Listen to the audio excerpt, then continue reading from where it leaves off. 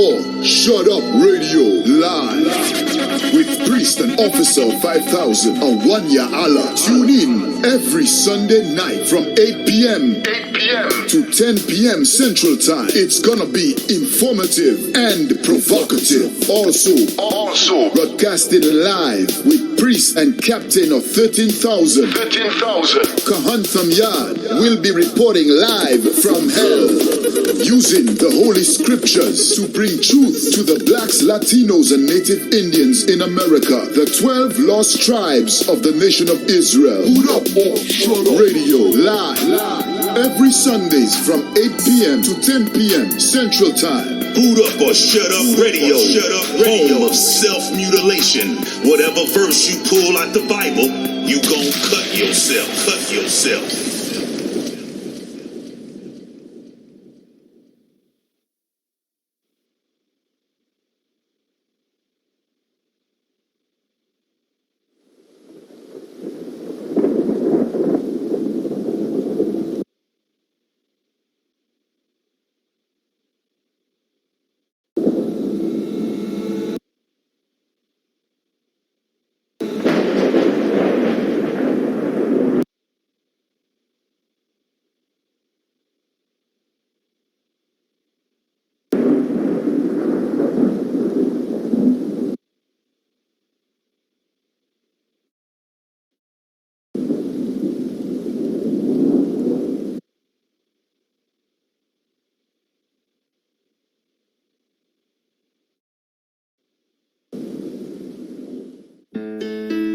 Till they bury me.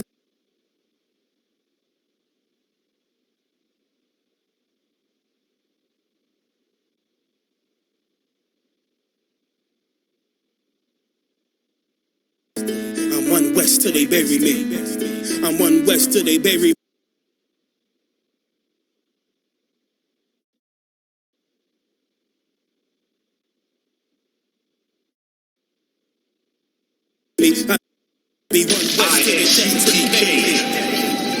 Boot Up or Shut Up Radio live with Priest and Officer 5000 on Wanya Allah. Tune in every Sunday night from 8 p.m.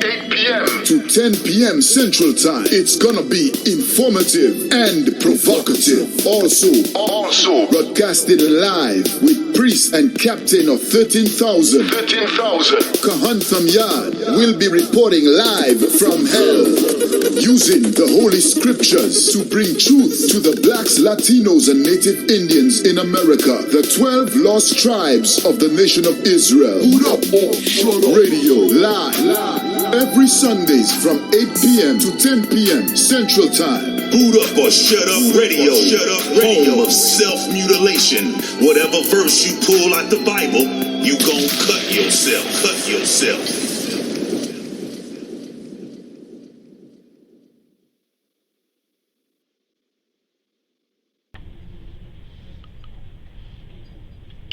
All right.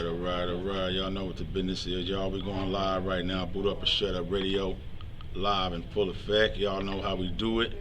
Every Sunday night, we in the mix, man. All right, and we're gonna give it to you live for you every single time. You know what it is. Now, if you don't know what it is, we're gonna definitely show you. You know what I'm saying? Again, I'm Priest and Officer 5000 of Wanya Allah, Ban Yahweh, Ban Yasha Allah. All right, and we're gonna give it to you. Today we got a special guest, Officer Tazadaki, coming in, Officer 5000, all the way representing Memphis, Tennessee. And we're gonna bring it to you. We're gonna give it to you raw and uncut. You understand what I'm saying? We got some topics going on for tonight, and we're gonna be talking about Kanye West and his Christian Holy Ghost catching, right? Want to try to sell some records with a dog on his hand. All right, we're gonna talk about him, and we're gonna talk about yet another shooting that comes in, not even 12, 13 hours old. All right, so it's another one once again, man. And listen, this thing is not gonna stop, right? I mean, it's not. All right, and if we don't take a stand to it, then it's not gonna stop. You understand what I'm saying? All right, so again, another one bites the dust, man. Okay, another one bites the dust. Another shooting once again. All right. Now, what you got to understand is that there is a perpetual hatred against not only the ISUPK, because the ISUPK been doing it since 1969, right? Under command in General Yohana, right? We've been hated. We will continue to be hated because it is a perpetual hatred against the children of Israel, all right?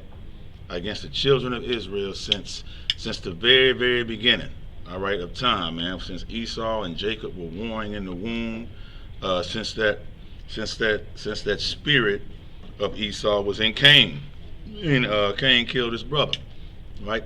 Those two opposing forces have been battling it out since the onset, all right.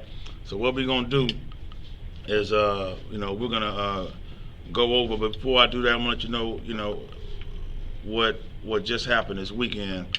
Was again a spectacular weekend, man. We had all the generals coming down for boot up for the South Region cookout that we had here in Houston, man. Okay, and rumor has it, it's the second best thing to the Passover. All right, so if you didn't come down here and you missed that, you definitely, you really missed a good one, man. I'm not joking. I'm not trying to stretch it, right? I'm telling you all what it really is. If you ain't come down, you missed it. All right, you missed it, and you're gonna have to listen. You're gonna have to catch the next one, okay? And you can't be missing all these cookouts that's coming down here to Texas, because I'm gonna tell you, things are bigger in Texas, including our cookouts. Right. All right, including the cookout. Listen, man, you got the sisters in the. Hey, I'm live, everybody, right now. At ISUPK Houston School, located 7701 Belford. Right, we got the sisters in here, putting it down big time. Listen, man, these sisters know that they threw down. You understand what I'm saying? I don't think you understand, but the sisters know. All right. And the word is already spread that they done did a outstanding, wonderful job. It's straight out of the mouth of Commanding General Yohana himself, including 12 Shield General Mahyman. General Mayaka Allah was down here as well, as well as General Hazayan, as well as General Kwabala Moth, General Q. All the super heavy hitters was down there, man. We had Captain Mama Quad, you know what I'm saying, from Chicago, man. We had Captain Tazariak, who even hosted Cross the Line Radio live here in the school. Okay, ain't no way around it. It was absolutely fabulous, y'all. Okay, we had Captain Kaposh come down from Indianapolis, man. Okay, a super heavy hitter and knowledgeable in that Bible, man. All in one spot. We had Captain Debar Amath came down as well. You feel what I'm saying? Listen, this is stuff you cannot make this up, man. You understand? You can't make it up. And the brothers that came down here, man, along with the high-ranking officers, and we got it in. I'm gonna put 3 of them on there. We got it in. All right? And that's how it is out here in Texas when we do our things, man. But again, a wonderful time. Psalms chapter 133, verse 1, and it is absolutely wonderful to dwell with your brothers in unity, man. I'm telling you, it's a wonderful thing, man. You see what I'm saying? So yeah, that's what it is. Getting it in, man. Doing this thing, is something that everybody needs to be involved in and understand how glorious that it is. You see what I'm saying? How glorious it is. That right there is what makes this ISUPK and a taste of what the kingdom of heaven is like. There's absolutely nothing like that, man. You understand what I'm saying? Nothing. That's right. And you're not gonna get that in these fake Israelite camps. You're just not gonna get it, man. You know what I'm saying? Coming to the cookout is just different. You understand? And coming to the Passover, it's just different, man. It's biblical, right? It's more than different. It's right and exact. It's biblical, you know. And hey, I mean, the birthday candle cakes, man, are just not gonna get it. I'm telling you. So yeah, so we're gonna get it in today, man. We're gonna get it in real strong, and I'm trying to, you know, bring this to you, man. Again, ISUPK, man, One West, man. You know, but with no further ado, I'm gonna go ahead and bring my brother, man, in to end with me on tonight. We're gonna get it in. Precinct Officer 5000, Tazadaki in the building. What's going on, brother? Hey, salute. This is right. Yeah, so we getting it in. You know, I'm trying to tell them we getting it in. They're gonna realize it, you know what I'm saying, after a while. Right. But you know, hey, it was wonderful, you know what I'm saying? I know you travel a lot, you know, but sometimes I know you do. You know, sometimes circumstances play a part and you couldn't make it, but that's okay, because I know you was here in spirit. And hey, the pictures are all over Facebook, you know, of the wonderful time that Texas has down here, you know. So yeah, it's super wonderful, man. You know, and it's good. Like I said, it's good to be dwelling amongst your brethren, man, in unity. It is, man. And nothing else is closer. You know, nothing else is better and closer, and closer to the Lord. You know, and how He wants us to dwell amongst each other than those cookouts that we have. You know what I'm saying? I personally missed the one in Cali this year. I missed the one in Chicago. But I guess what? When you miss them and then you find out later how they look, you fix it in your mind, you know, I ain't missing no more. You see what I'm saying? I'm not missing anymore, right? And hey, that's how it is. You know, you gotta go through it sometimes. But look, so yeah, so again, we have things going on right now in the world. You know, they added again. Officer Tazadaki, they added once again, man. They added again, man. You know that another person shot. You know what I'm saying, shot dead. You know, because of, you know, the hands of what shot dead of what the hands of the police have done once again, man. You know, and it doesn't stop. I don't know what the people are looking for. You know, what the people are gonna find. You know, by loving. You know. Like loving the other nations, our people, you know, loving the people that are in our nation that make a decision to sell their own people out. You know what I'm saying? For $1 bill, right, or whatever their mission may be, right? But you haven't like, before we get into the story, right? You having a little bit of expertise in that area. Like explain to the people, like, what goes through, you know, a person's head when they decide that they want to, you know, be a cop, or, you know, like, does it start out good, or, you know, when does it go bad? Like kind of get the people what goes into that decision and what happens afterwards. Yeah, no sweat. All right, so as far as, like, you know what I'm saying, the Israelites joining America's police force, their idea of society is that they become honorable. You understand? Something that they can look at in their life and say, you know what, I'm a privileged man. I'm a man of honor. Mm-hmm. But once they go through the training, they get a brainwash of America's society. They don't realize that they're in the academy. You understand? But they realize that they're not the same by else. And in the academy, they try to teach them that everybody that's in the academy, all officers, are the same. Whether they blue, white, green, yellow, and all that. They have a secret society within the police force. Within America's police force, they got their own secret society. And if you're not playing ball with them, then you're against them. And what an Israelite man or woman, you understand, would do is they would impress themselves and choose the ways of their oppressor. Understand, or people who went oppress black, Hispanic, understand, oppress slaves back in the time. Same thing happening today. And no matter how much you try to clean it up, or what kind of ideas you can put in somebody's head, nothing is honorable about going out and hoping that somebody did do something, whether a good cop or a bad cop. That's Right. their idea of their life, is to Right. go out and to find someone doing wrong so they can make it right. But Right. we all know in America, this society, you understand, a man can get 60-something years for stealing a candy bar, you understand, a life in prison, and a goddamn cop who knows the law, who knows what's right and wrong according to the law, can get off for 10 years. Man. Now, anybody that got any in America, any black, Hispanic, or Native American man got any in America, and understand the importance of being a man or a woman, let alone serving the Lord, would know that this society's laws, statutes are not in correspondence with the Lord. Would know that these things are not right. They're Right. not righteous. It's not a good justice. You understand? The men and women that join the police force, these men and women want to be guilty, and they want to be able to get away with it.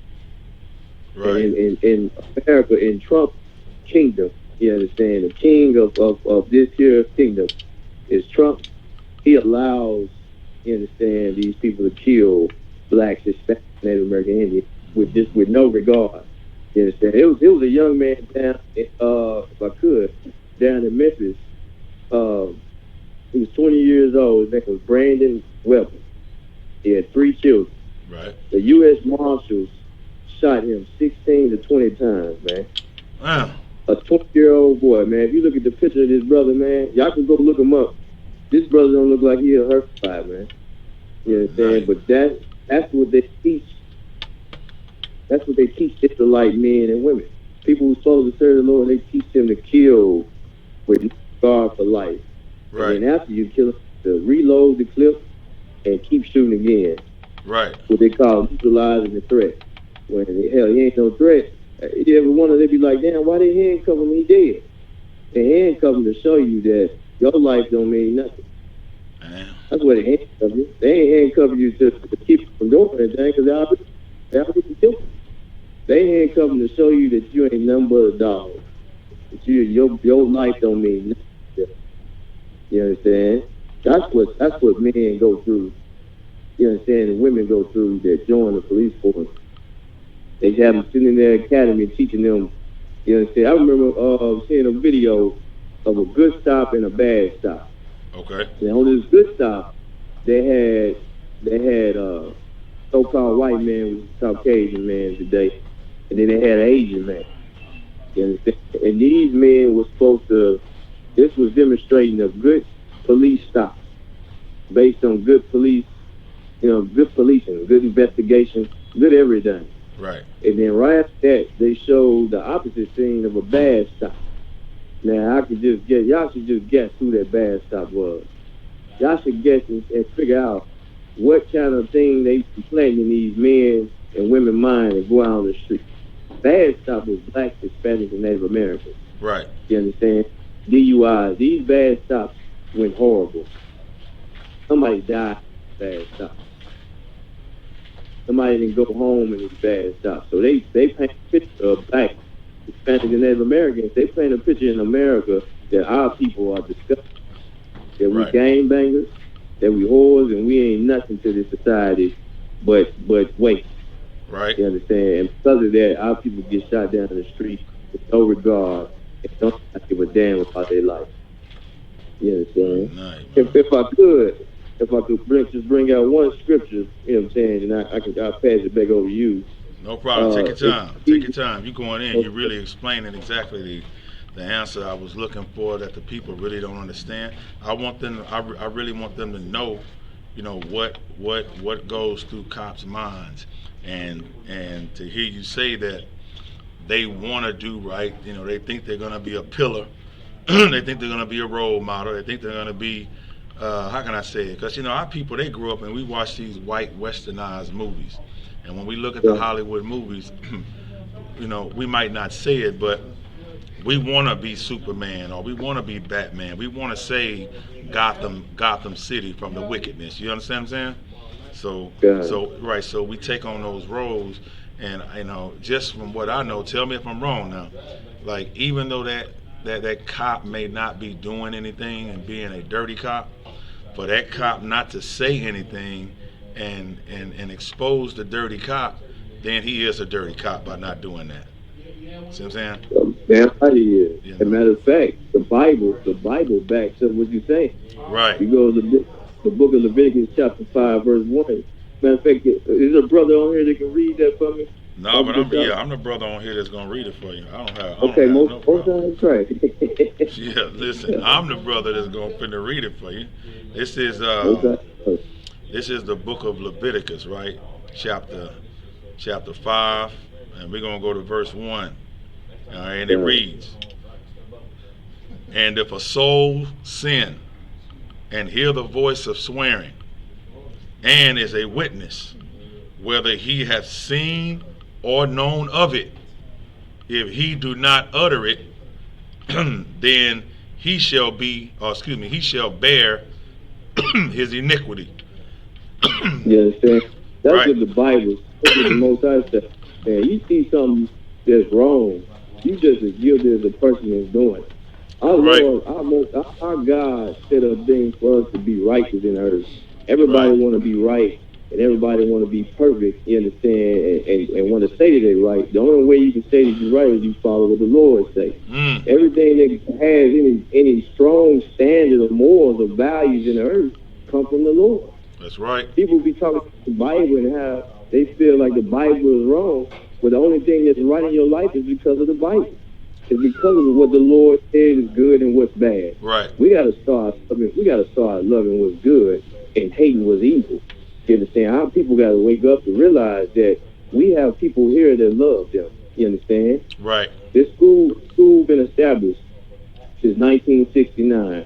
If I could, I just want to bring out something. I had an opportunity in this lifespan, you understand, before I came to the truth. I was a horrible young man growing up. From the age, as far as I can remember, the 5 all the way up to the age of 19, I was completely destroyed. Right. You understand? I robbed, I stealed, and I killed. I did everything that was unnecessary. That what you would label a young man to be, that's what I was. You understand? Gang bang, all of that. And so finding out, you understand, and realizing that I wanted to change my life, I joined hand in hand to America. Right. I did the service that America required for the country. I did the service that America required for, you understand, for the city. You understand? I learned the things that the heathen taught me, you understand, because I thought that was being a better man. Right. Because my entire life, you understand, before even coming an adult, was completely horrible. You know what I'm saying? Right. And I had an opportunity in Esau society to become something what America would consider great. And through all of that, after coming out of all of that, the best thing I ever got in my entire life was being in the school.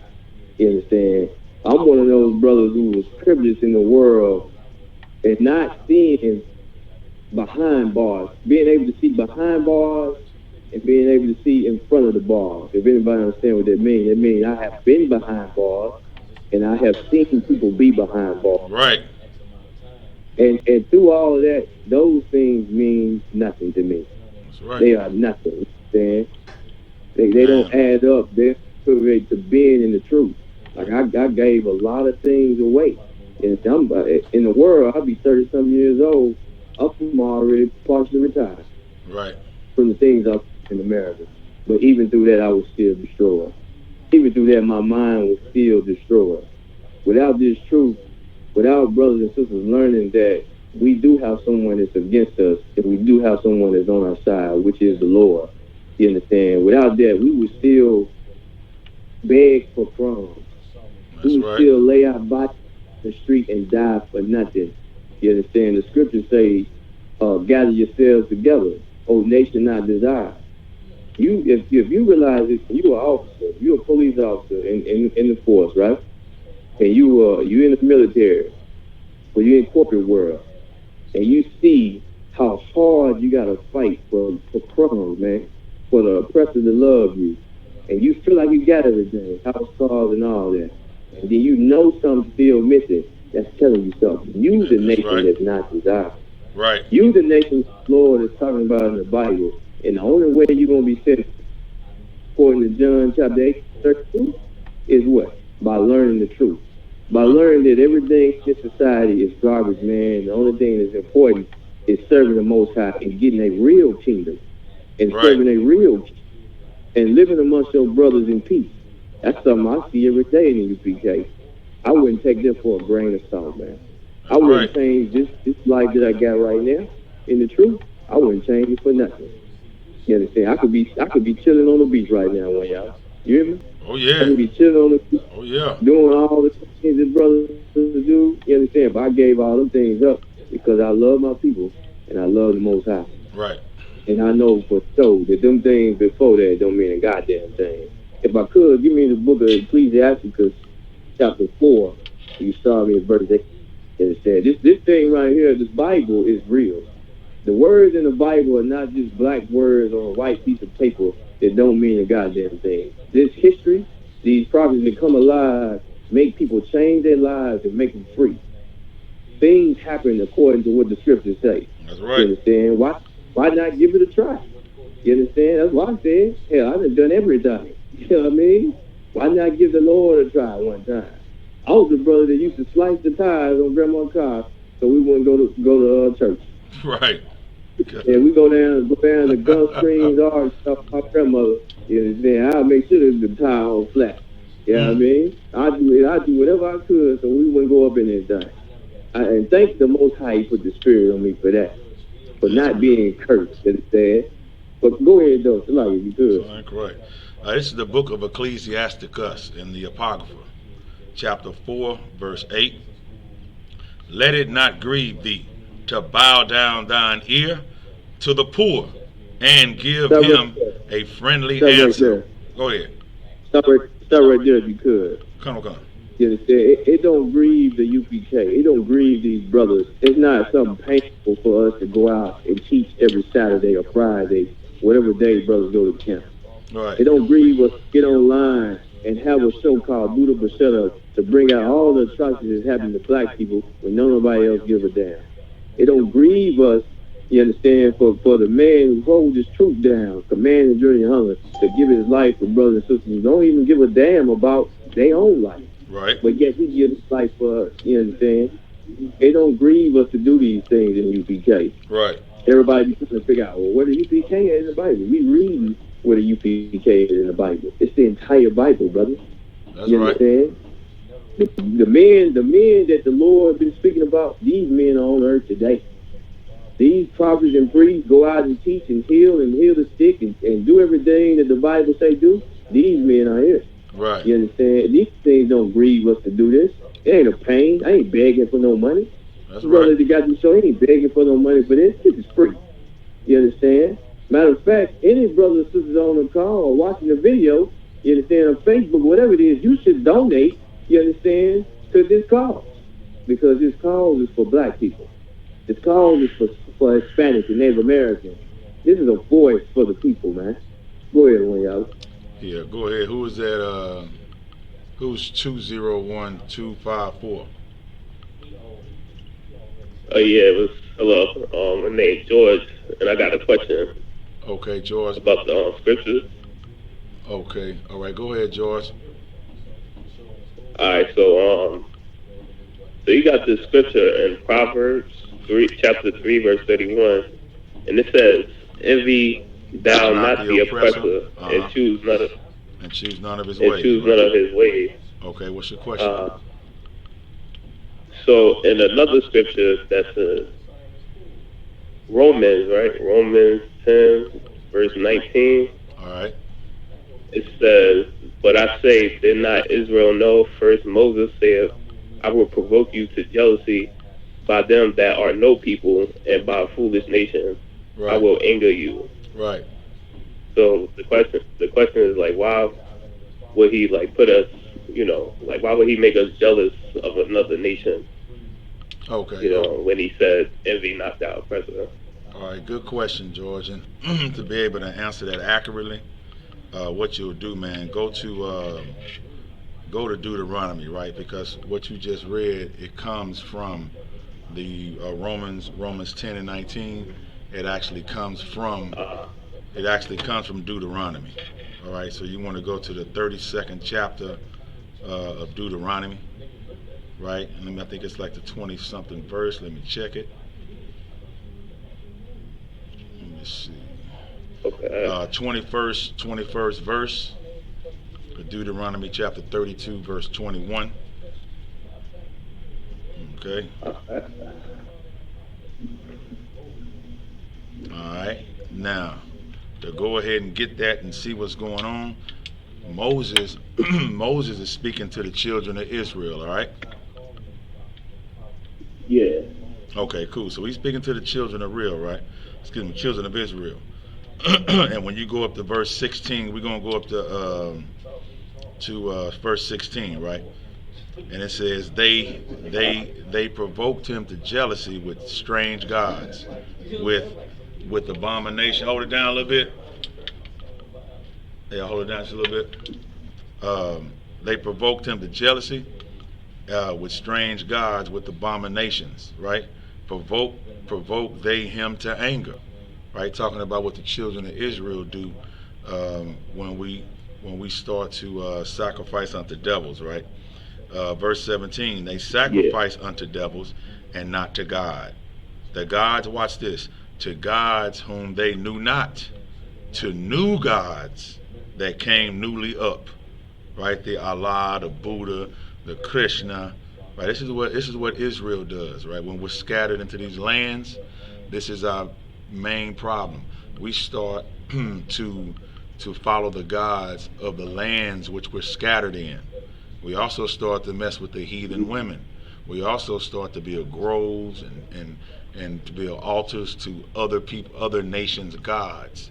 That pisses the Most High off, George. That angers the Most High God, right? So now it goes on. It says, to new gods that came newly up, whom your fathers feared not. Verse 18, of the rock that begat thee, thou art unmindful. Now you see where rock is capitalized. That rock is the Most High. He's saying, I'm your rock, I am your foundation, right? And the God of Israel in his Bible. So the children of Israel, we have a God. The Most High God, Yahweh. In the Hebrew, that is our rock. Okay? It says that begat thee, like we don't care. We're not mindful. We don't think about him. He says, and has forgotten God that formed thee. Right? Verse 19. And when the Lord saw it, he what? He abhorred it. Now what does abhor mean? Like hate, the word hate and abhor are different. The word abhor means like to hate also in a physical manner, and to harm someone when you abhor. Right? Now it says, because why? Because of the provoking of his sons and of his daughters. Verse 20. Now we're getting into it. And he said, I will hide my face from them. That's why it's going through, George, because when the Most High hide his face, we're going to get into that next, right? It says, I will see what their end shall be. If they want to worship behind the slave master, right? They want to worship behind heathen nations' gods. They want to be Asian. They want to worship Buddha and Allah and all these gods and follow all these wicked holidays and eat all types of strange food that the Most High did not give us for Thanksgiving, right? Making up excuses, eating shrimp, crab, pork, lobster, tuna, crawfish, stuff like that we're not supposed to eat, right? Yeah. We're supposed to separate ourselves away from other nations. That's what being holy is, right? So now it goes on. Most High says, I will hide my face from them, and I'm going to see what their end is going to be. For they are a very what? Froward generation. Froward means what? Difficult. You're being difficult, like ignorant. You heard me, but now you trying to make this hard, right? It's being difficult on purpose, right? So we are a froward generation. Children in whom is no faith. What does that faith mean? No courage, man. Right? Children in whom there is no courage. We get thrown into these lands and under these other nations. And the moment we do that, guess what? We say, well, these nations are stronger than us. We have 7 nations that are stronger than us.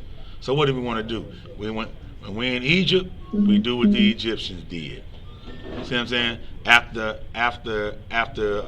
Israel had came out of the land of Egypt, the Most High brought us, George, the Most High brought us out of Egypt with a mighty hand, man. And don't you know that there was still some Israelites that wanted to go right back into Egypt, man? Talking about, oh, you got us in this land by ourselves, man. We ain't got no food. We don't have no water. They wanted to go back into Egypt, man.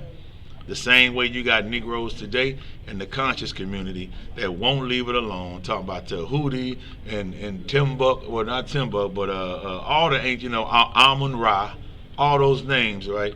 Saying that we're Egyptians. Because why? Black people, Hispanic people, Native Indian people, one of our problems, just one of them, one of our problems is we cling to other nations, gods, and their holidays and traditions when we feel that another nation is stronger than us. You see what I'm saying? Yeah. You see what I'm saying? So that's the main reason. So now, to answer your question, go ahead. So I'm like, from based on everything you're telling me, so like, God punished us basically by, giving us, these other nations to look at, right, and be jealous of. Right, exactly. Okay. Right, and they are also our whipping stick, right? So I think you pulled 10 and Romans 10 and 19, right?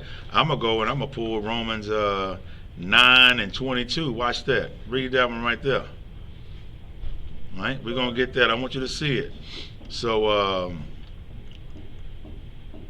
let's see. You're reading out the King James version, right? George, you're reading out the King James version? Yeah, I got it. Okay, cool. All right. So yeah. Romans 9 and 21, it says, hath not the potter power over the clay? For the same lump now, right? Because the Most High is the potter, right? So he forms the clay, meaning he can form that spirit into what he wants to, right? He says, and has the same lump, of the same lump to make one vessel unto honor and the other unto dishonor, right? Now watch this. What if God, George, it says, what if God, willing to shew his wrath and to make his power known, endured with much long suffering the vessels of wrath fitted to destruction, right? Showing you that he also created the so-called white man, our oppressors. When we get out of line, Most High created them to be our whipping stick, man. You see what I'm saying? And verse 23 says, and that he might what? Make known the riches of his glory on the vessels of mercy, which he had afore prepared unto glory. Right? So now I'm going to read on because it goes into what you said. So now when it says, even us, right? Even us, he's done that. Whom he hath called not only the Jews, but also the Gentiles, right? Meaning the northern kingdom, right? And also, the southern kingdom, the Jews, and also the northern kingdom, the Gentiles. Now, verse 25. As he saith also in OC, I will call them my people, which were not my people. You see that? And her beloved, which was not my beloved. You see what I'm saying? So the Most High is talking about, even in 26, I'll read that. Then we'll go get the precept in Hosea. All right? Because you familiar with OC is, right? Are you familiar with that? Nah. Okay, no. Okay, cool. Now, the Old Testament was written in Hebrew, and it was translated into English. And the New Testament was written. Now, the New Testament was written in Greek, and it was translated into English. So OC, guess what OC is? OC is Hosea in the Old Testament, right? So I'm going to show you. Okay. Yeah, so I'm going to show you right now how the Old Testament and the New Testament are intrinsically connected together. You cannot have one without the other. All right. So now, verse 26, and it shall come to pass that in the place where I said unto them, ye are not my people, there shall they be called the children of the living God. Right? So now let's go and get that. We're going to go to Hosea chapter 1, verse 9. All right, tell me when you get it. Hosea. Yeah, in the Old Testament. Because Hosea, again, like you just found out, Hosea is OC. All right, so we go chapter 1, verse 9. I got it. All right. Now, let's get it. Verse 9. Then said, well, you know what, we go up, right? Remember, it goes up, let me see. Yeah, we'll go ahead and start right here. So verse 9, it says, Then said God, call his name Lo-Ammi, right? Lo-Ammi means what? For ye are not my people. That's what it means. And I will not be your God. Why? Because the house of Israel is rebellious, man. Stiff-necked, hard-headed, man. And so they have to get taught a lesson, because a father who loves his children, what are you going to do, George? You're going to chastise them, right? Mm-hmm. Right. Now, do you have a son? You have children? Nah. Okay, not yet. All right. Well, you have a father, right? Yeah. So when you got out of line, did your father discipline you? Yeah. Because he loved you. He was trying to save your soul from hell. Right? And likewise, I'm pretty sure your mother did too. Now let's get verse 10. It says, Yet the number of the children of Israel shall be the sand of the sea, which cannot be measured or numbered. And it shall come to pass that in the place where it was said unto them, Ye are not my people, there it shall be said unto them, Ye are the sons of the living God. Verse 11, Then shall the children of Judah and the children of Israel be gathered together. You see how that's two people? You see how, not two people, but you see how that's two different kingdoms, right? It says, Then shall the children of Israel and the children of Judah and the children of Israel be gathered together. Because that's what it's about when it says neither the Jew or the Gentile. Remember, it's Southern Kingdom, which is better known as the children of Judah, right, or the house of Judah. Then the Northern Kingdom in the Bible is better known as the children of Israel, the Northern Kingdom, right? It says, will be gathered together, and I will appoint themselves one head. That head is Christ. That's Yahushua. And they shall come up out of the land, for great shall be the day of Jezreel. All right? So that's what that is. You are exactly right when you said, how you started it off at first, and you explained, and I had explained to you, that the Most High uses these other nations to whip us. That is part of our curse, man. And it's saying, you know what? I'm gonna give you a quick example. Oh, okay. I'm gonna give you a quick example real fast. That's sort of like, you can look at it like you being a disobedient child, or like you have a sister, right? Not per se you, it's just an example, right? Let's say you had a sister and she kept sneaking men out of, in and out of her window, and your dad would get up, listen here, he tell your sister, look, you keep doing this, you're gonna get out of my house. So finally she does it again and get caught, and he kicks her out. What did he do? Since you love and worship people coming through your window, then you can, guess what? You can have all of it in abundance. You want to do drugs in my house? Get out of my house. You're doing drugs. Oh, you want to do drugs or you don't? Yeah, I want to do drugs. I'm grown. Then get out of my house and go do all the drugs you want to. Go do it. And guess what's going to happen? The drug is going to take over, and that brother going to learn his lesson. Right? That girl going to get, all types of diseases, STDs, maybe get pregnant. The man might leave. Right? You have to get whipped on your own desires that you love. So since black people want to hug on ex-cops, and say, please get a hugger, please get a hugger, please, I just want a hugger. Then the Most High goes, you know what? I'm gonna put this nation, and this nation is gonna run you all to death, man. They're gonna rule over you all with an iron fist until you realize I am your God, because I am Yahweh and I am a jealous God. That's why the Most High say that anything you put up as God, He gonna let it rule over you until you come back crawling. If you don't come back crawling, then you die. If you don't repent, then you die. That's what it's about. Mm. You got any more questions? That's ridiculous with that Amber Geiger. Say it again. That was ridiculous when my man that girl. Oh yeah, Botham Jean's brother. Yeah. Yeah. Okay. Now you know why he did it. And you know where that come from, right? Christianity. Yeah. There you go. There you go. It come from Christianity, and he got it from the Christian pastors, because black people feel, you know, that the only way for us to get to heaven, George, is to forgive, and I mean forgive any and everybody.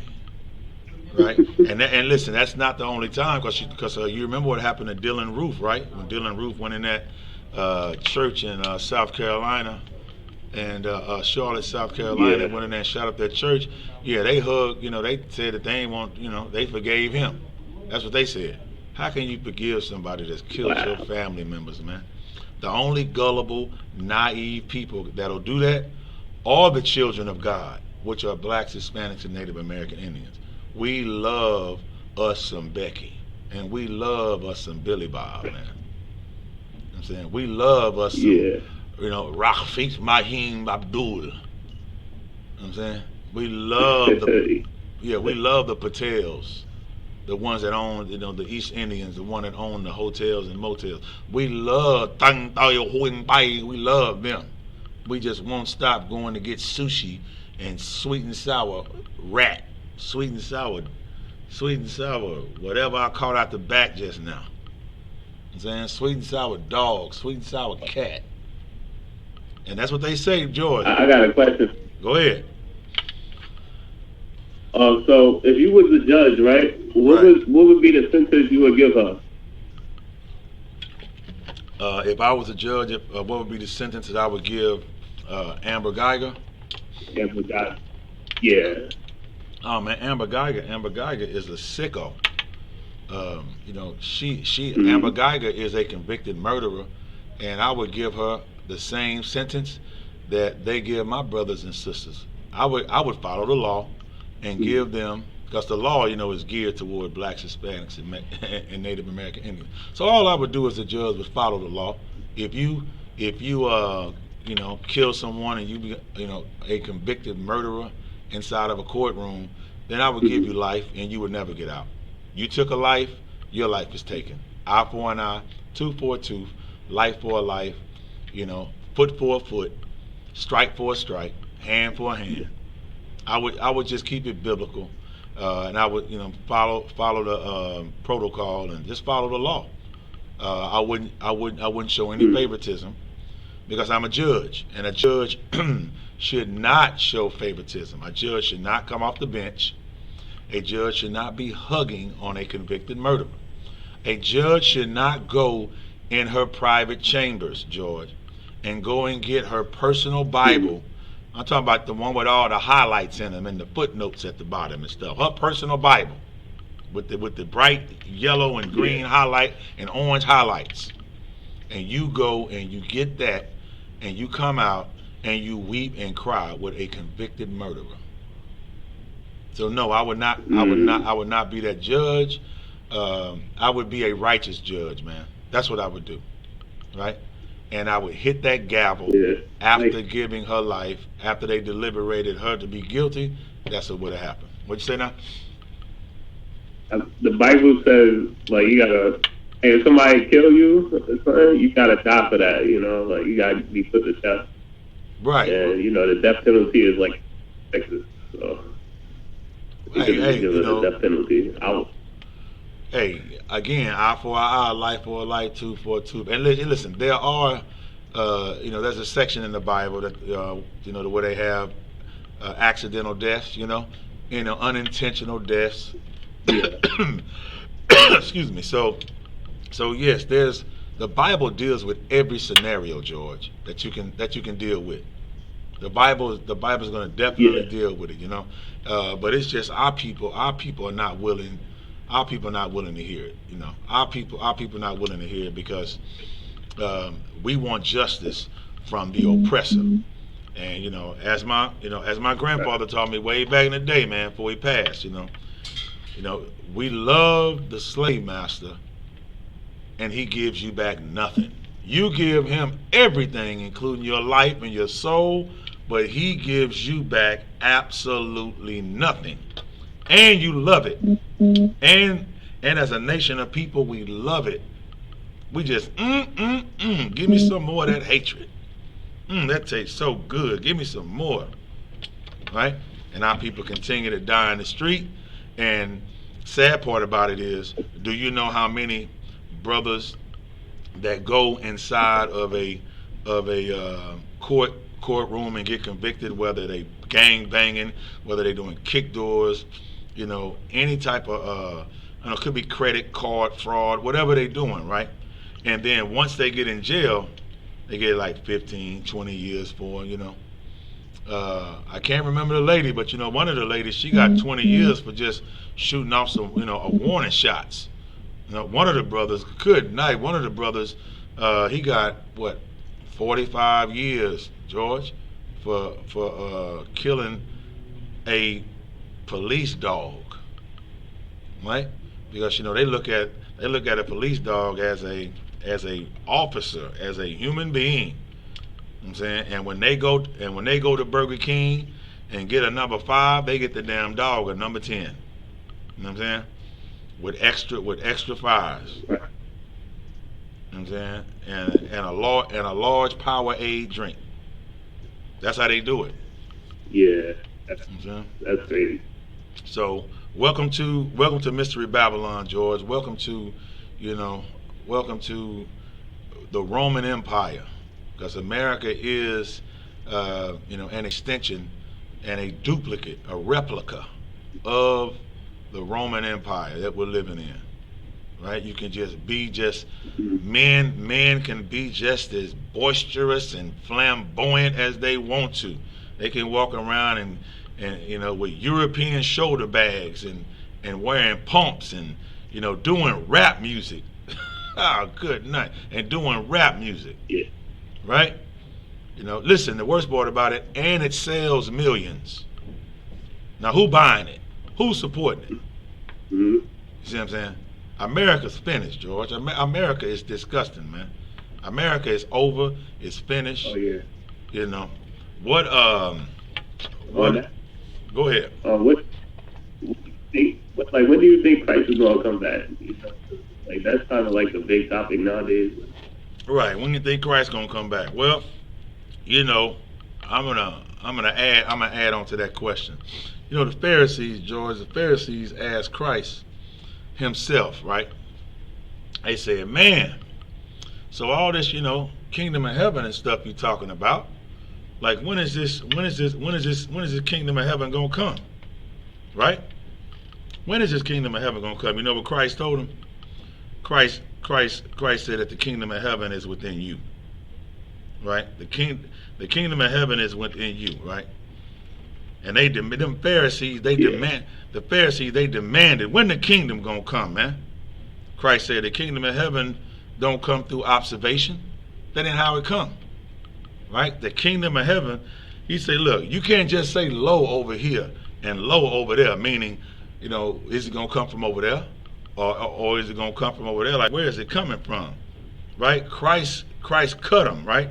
He said, man, behold, the kingdom of heaven is within you. Right? Meaning you got to get off your ass.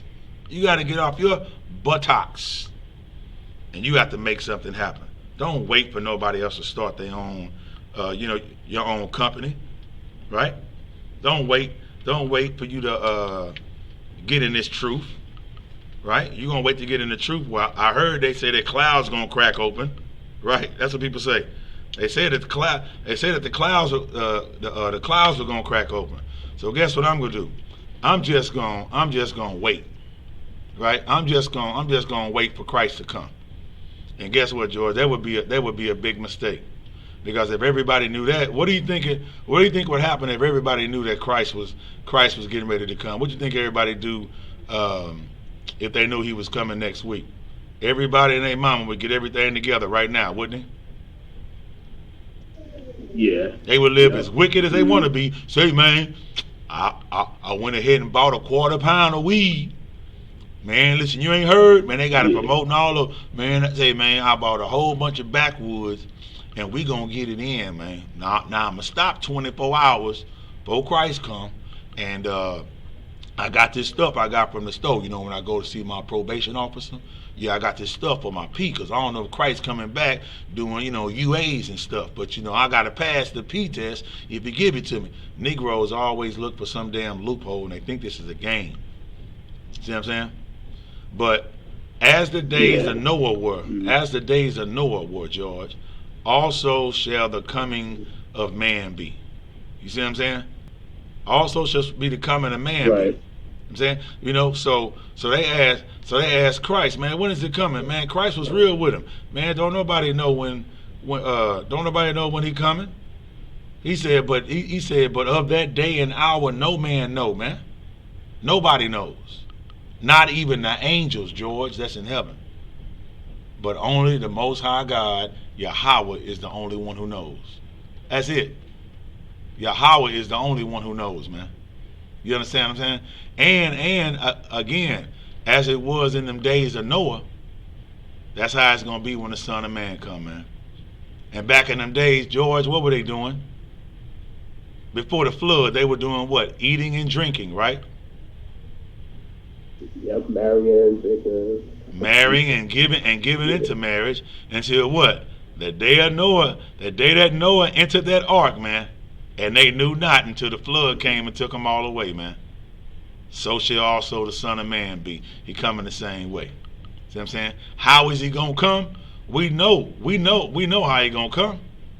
See what I'm saying? Because in the book of Acts, right? In the book of Acts, the first chapter, you got I think it starts around the ninth verse. And when he spoke of these things, while they beheld, he was taken up, and a cloud received him out of their sight. Now, verse 10, and while they looked steadfastly toward heaven, as he went up, behold, two men stood by them in white apparel. Right? And they said, verse 11, which also said, ye men of Galilee, why stand ye gazing up into heaven? This same Jesus, which is taken up from you into heaven, so he says, shall so come in like manner, as ye have seen him go into heaven. So he coming back the same way he left. You understand what I'm saying? He coming back the same way he left. Yeah. And listen, can't no cloud with condensation and precipitation. You can't sit on nothing like that. Them clouds are some spacecrafts, man.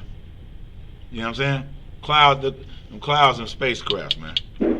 So the same way Ezekiel described those spacecrafts is the same way that Christ is going to return, man.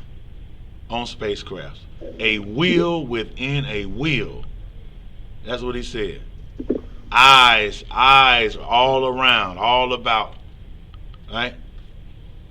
And it's real. Yeah. It's just like a lot of stuff that we could go over.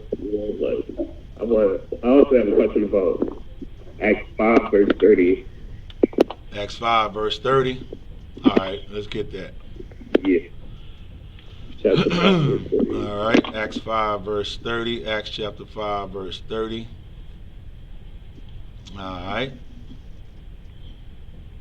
This is when the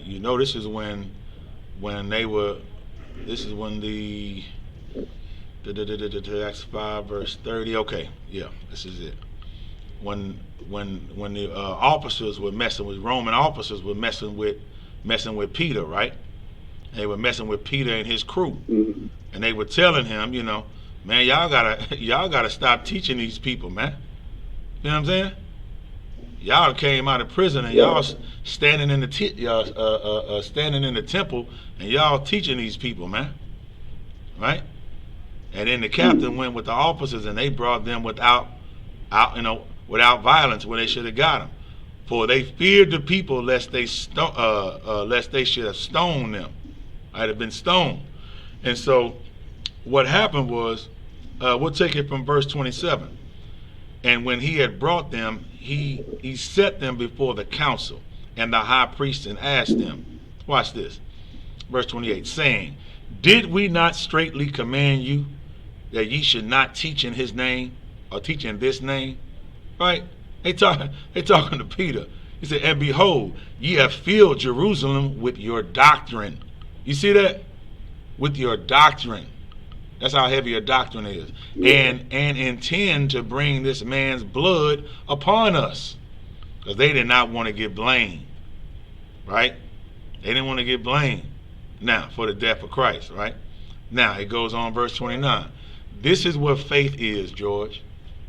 This is why we provoke the Most High when following other nations. If Peter would have had no faith, he would have said, okay, we're going to be quiet, man. And we're not going to tell everybody about it. We're not going to prophesy, and we're not going to teach it using the name of Jesus or the name of Yahweh. We're going to be scared. But guess what? Peter had the courage, and this is what he said. Then, in verse 29, then Peter and the other apostles answered and said, we ought to obey God rather than men. You want me to give you an up-to-date version? Man, we ain't listening to a damn thing you say. We're gonna do what thus says the Lord. And this is what our brother, our King Yahweh was talking about. We're gonna speak the same words. That's what he's saying. Now, your question is in verse 30. The God of our fathers raised up Jesus, whom ye slew and hanged on a tree. Because to hang someone on a tree is that's a Roman torture device. That's why you shouldn't have a cross hanging from your neck. It's absolutely a shame. That's like Christ getting shot with an AK-47, AR-15, and these Negroes and these rap videos and Sister Jenkins all in the church. They walking around with a cross hanging, with an AR-15 hanging from their neck. That's how unlearned that is to do something like that. You see what I'm saying? Now. Yeah. Okay, now verse 31. Him hath God exalted with his right hand to be a prince and a savior. Here we go. For to give repentance to Israel. See that? And forgiveness of sins. All right, so what was your question in that? Basically, like, we all know that the Christians say that Jesus was hanged on a cross, right? Right. And this scripture is saying he was hanged on a tree. So was the cross the tree, or? Well, I mean, a cross is made out of a tree, and now we know for a fact that when a Roman torture device, they would take that tree and shape it into a cross that you see today. They would shape it into the letter T, right? The T actually represents Tammuz also, but that letter T, and they would hang you on the cross like, strap in your arm, strap in your wrist, right? Put rope around you to keep you up there, and then they would drive nails and staffs inside of your hands, right? And they pierced Christ in the side as well, right? And they did that because that's a Roman torture device. They did that, of course, not only to Yahweh. Not only were they doing that to Christ, because when Christ died, he had two more brothers on each side of him, right? Yeah. Right. So the way he died was nothing new to the Romans, right? Because that's how they executed people, right? And of course, over time, as the people die and we reincarnate back, in different parts of the world, well, you still have our oppressors still using trees, which are made out of wood to do what? Hang us by the neck, right? So even though it said hanged on a tree, it doesn't mean like he was just hanging, right? That's Christianity. You have to wipe the Christianity away from you, take away, the spookism and, the la-la type of, oh, he was hanging on a tree, No, they put him up there and they drove nails into him. They put rope around him to keep him up there to hold him. And that's what the Romans did. You got a history of doing that, right? Okay, now, again, 31, verse 31 is clearly talking about, it pisses a lot of Christians off. You understand what I'm saying? But him hath God exalted with his right hand to be a prince and a savior, for to give repentance to Israel and forgiveness of sins. That's a cut right there. He only came for the 12 lost tribes of the nation of Israel. That's who Christ died for. The ones who were, Christ died, he was a mediator. I'm saying Christ was a mediator for those who were under the first testament. All right, and we all know who was under the first testament: the children of Israel. Like, it's not rocket science whatsoever. It's not hard at all, right? But again, you know, with Christ being the mediator for the New Testament, you know, that by means of death for the redemption of the transgressions that were under the first testament, they which are called might receive the promise of eternal inheritance, which is the children of Israel who were under the first covenant, right? Under that first agreement. That's how we know it's not talking about anybody else but the children of Israel, man. That is a super cut. All right. You got some more questions? You got another question? That's it? I mean, yeah, I can go on a lot of. Yeah, you got a lot of. I'll give this one last question. You got a lot of questions, huh? Yeah, but I'll save it for another time. Okay, but hey, but in between time, you know, ISUPK, man, you know, you have a lot of questions, and we got a lot of answers, right? Right? A lot of people tell me, man, I got all the questions. Guess what? We got all the answers, right? All of them in detail. Right. Mm-hmm. What city you in, George? I live in New York. Oh, you in New York? Okay, where at? Yeah. And what borough are you in? Or what city you in New York? The Manhattan area. Manhattan area. Okay. Let me see. I have. Okay, so you've heard of ISUPK, I assume, being in New York, right? Yeah, I know where all the campuses are. So. Okay.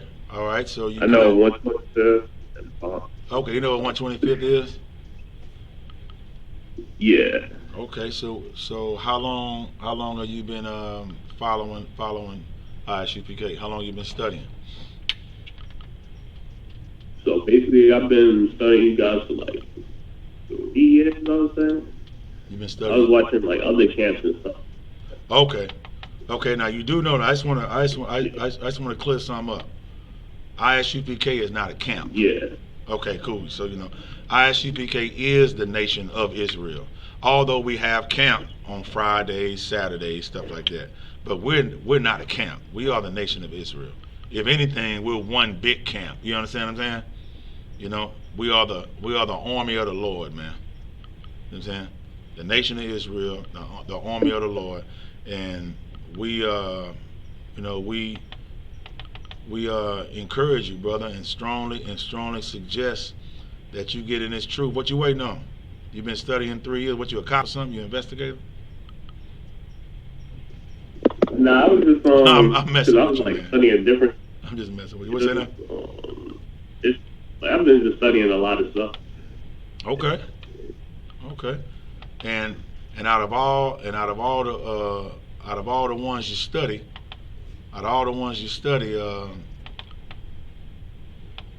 who's the one with the truth? Let me see if you can get the right answer. I would say Look, guess what? You just earned about 3-4 more minutes. Boy, I had my hand on that hang-up button. Let me tell you something. This boot up and shut up. You understand? Yeah. No, I'm just joking with you, brother. But really, I'm not. Okay. You came up with the right answer, and so so that's good. And see, the reason why I'm asking you that, because if you can see that, you in New York, right? Again, we got schools all over. If you can see that, then how come the other brothers can't see that? or don't want to see that. You see what I'm saying? That's why it's imperative, George, for you to get in this truth and be an example, and don't be the Pharisee who's asking one of the priests, as the Pharisees asked Christ, when is the kingdom of heaven gonna come? I know it was just a question. You know what I'm saying? You were just trying to get clarity. But overall, in general, don't be the one that has so many questions, and you studying, but you never really come into the knowledge of the truth. You see what I'm saying? Yeah. I understand. We go. All right. Okay, so you say you had one more question. So you guys originated from the ICPJC? The who? And the ICUPK? You say what? We originated from winter? Like ISUPK, they originated from the ICGJC, the Israelite Church of God in Jesus Christ. Nah, I don't know who that is. And that origin. Nah, that might be like this is again. You might be looking at too much YouTube. Yeah, you might be looking at too much YouTube. That's probably what it is. Right. You probably looking at too much YouTube. So Ava Bivens was in the ISUPK. It wasn't called the ISUPK at that particular time. After the split up, the doctrine, some brothers split up, and people commanding General Yohana was the next one in charge. Right, that eighth one, right, out of all the ones who split up, and he's the only one that maintained and kept, didn't drop the sword as far as what the truth was about, right. Yeah. And see, the reason why because the Christian group that you named earlier, just a minute ago, that's a Christian group. They don't have the doctrine, and they change it up according to what their women say. And the reason why I say it like that, George, because it's boot up or shut up. We go straight in, man. I'm saying, and they don't believe in multiple marriages. Right off the top, it's always some group like that. Right? It's always something that's they scared of their woman. Right? So they're like, well, they take the doctrine and change it. If you take the doctrine and change it, first of all, Commander General Hunter was the next one in charge. Right? He's the one that took it. He did not change the truth. He did not compromise the integrity of the truth. Right? Kept the infrastructure the same, and even to this day. So, but you know what I would love though. Personally, I love you to tell one of the Christian group that you named. Tell them to call the show one day. Then we could set up a biblical biblical dialogue or something like that. I mean, it doesn't have to be disrespectful. You know what I'm saying? Just set up a biblical dialogue. We go back and forth. Bible says, prove all things. What you say now? I think the people that I mentioned, like, they're dead. They're probably dead or something. Oh, okay. Well, hey, they probably, I mean, if they passed, they probably passed and then reincarnated back into the ISUPK, and they have no memory of that whatsoever. So, but other than that, man, I'm gonna go ahead and get back on the topic that I was on. I always take the calls. I always give the brothers and sisters, their time that they need to be able to answer these questions thorough. Okay.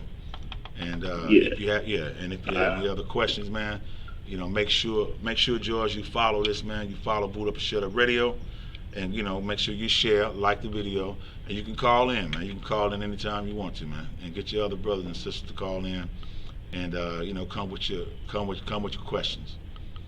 Okay, I appreciate everything. All right. All right. All right. Thanks. Okay, you want to stay on and listen, or what are you trying to do? You want to stay and listen, or you good? No. You gonna listen? You gonna listen offline? Yeah. Okay. All right, George. All right, shalom, brother. All right, peace. All right. All right. Okay, y'all. That was my homie George, man. Calling in. All right, off the top of the docket, we're gonna rock and roll. We're gonna rock and roll, man. It's always good. Our people, man, they just don't know, but I do appreciate the brother calling in, being respectful, because I will go in, all right? And I won't go in just because somebody doesn't agree with what I'm saying. I'm not that basic. I'm not that feeble-minded, right? I'll go in, meaning I'll go in strong and make sure that you understand these scriptures and the context of what we're saying, so we can squash those lies and squash that BS that's out there, you know, about the scriptures. Even if you want to talk about anything you want to talk about when it comes, because guess what? ISUPK don't run from nothing. All right.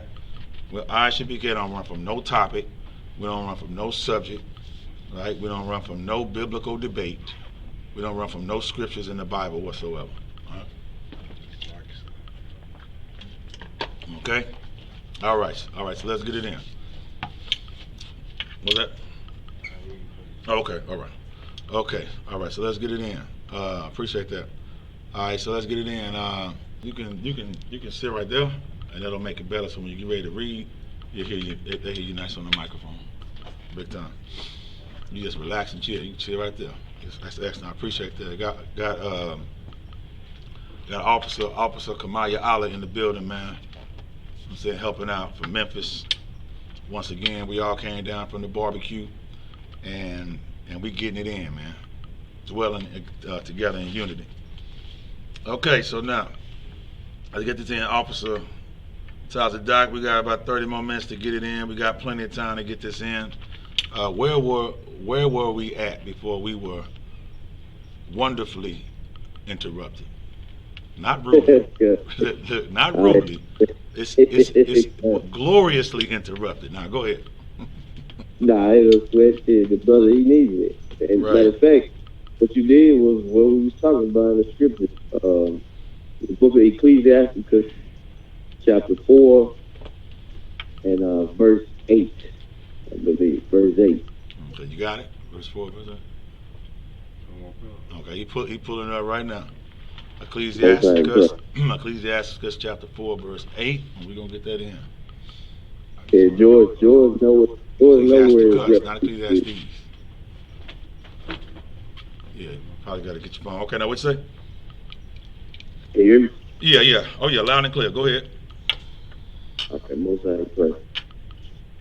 No, I said George knows where his refuge is. He know where his home is. Right. He know where the truth. Right. You know what I'm saying? Right. That's why I always.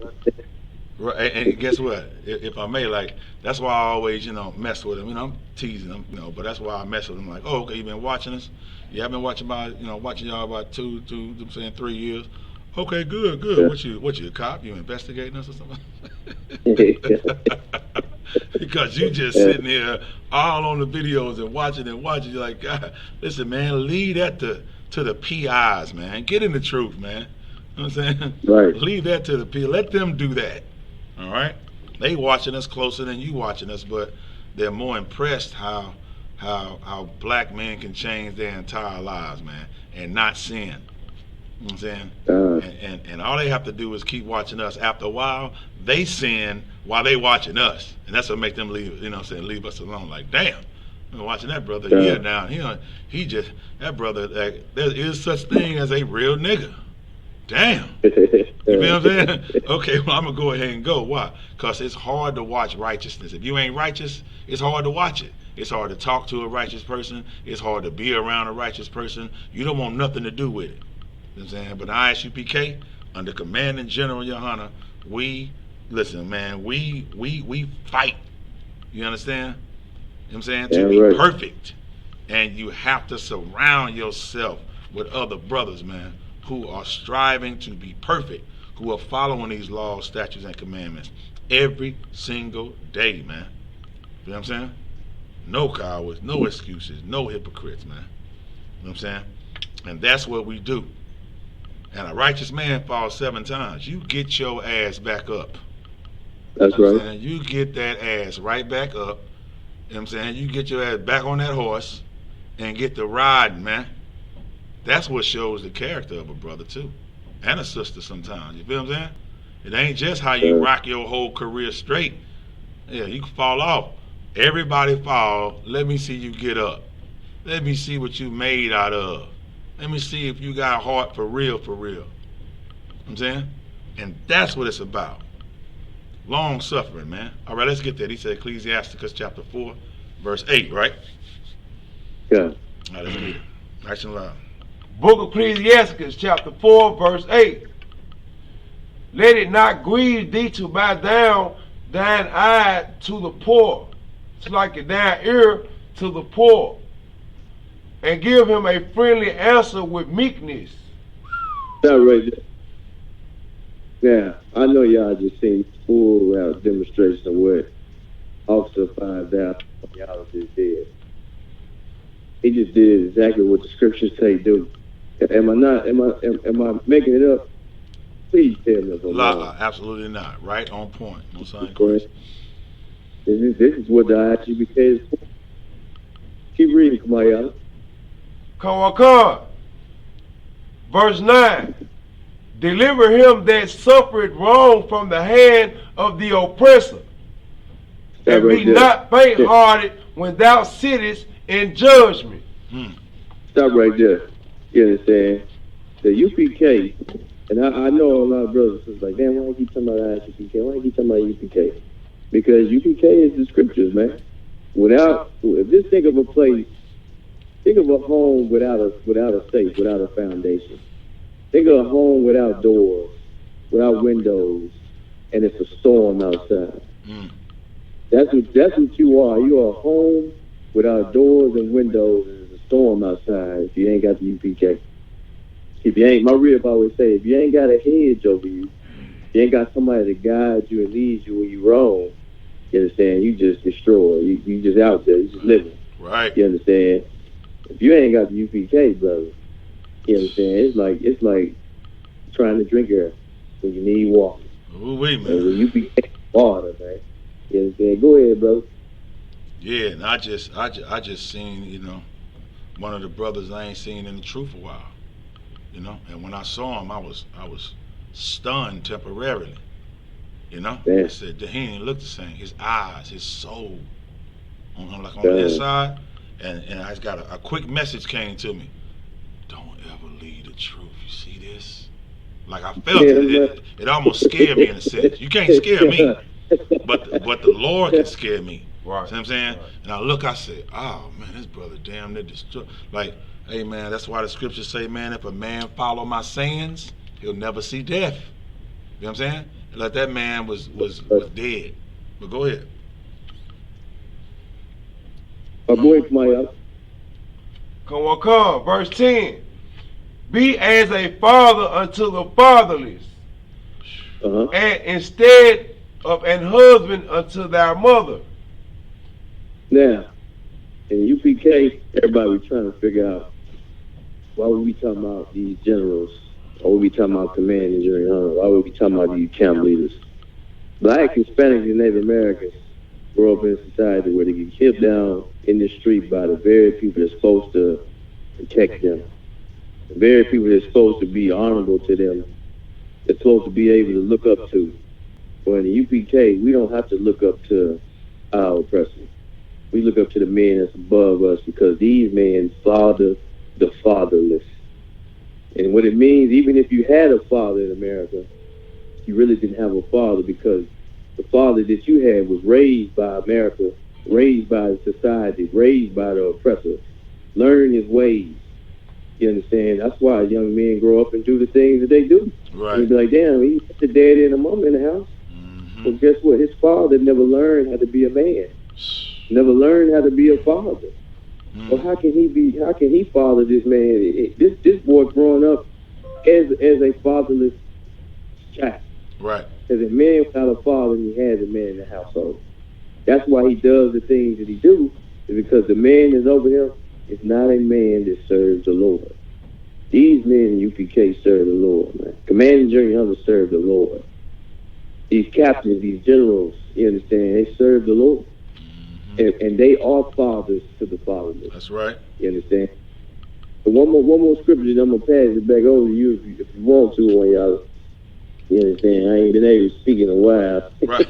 So like, No sweat. Give me the book of Psalms. I don't want to get scripturitis on the radio show. Oh no, you break this scripture down. You good, Audubon. You break this down, and then I'm gonna go. And I still got plenty of time to grab the two verses, the two articles that we're gonna go over real fast. What? We get the book of Psalms chapter 9, verse 9. If I could, about Psalms chapter 9, verse 9. Yeah, that's on point, man. All right, you ready? You can go ahead. You ready? The book of Psalms, chapter 9, verse 9. The Lord also will be a refuge for the oppressed, a refuge in times of trouble. Now, this is a time of trouble for blacks, Hispanics, and Native Americans.